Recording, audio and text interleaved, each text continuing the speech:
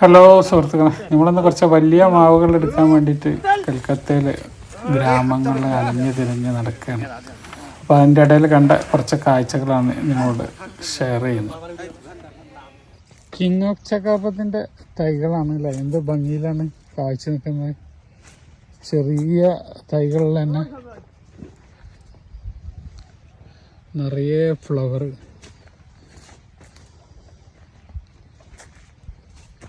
ടോമി ആറ്റ്കിൻ,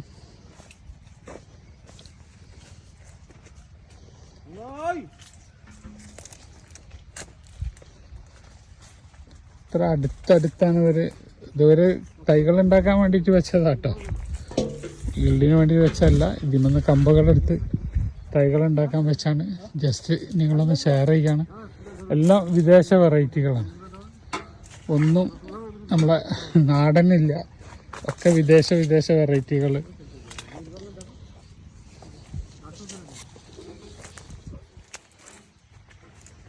ഇലവൻസി ഇപ്പോഴത്തെ ടോപ്പ് മാങ്ങയാണ് ഇലവൻസി.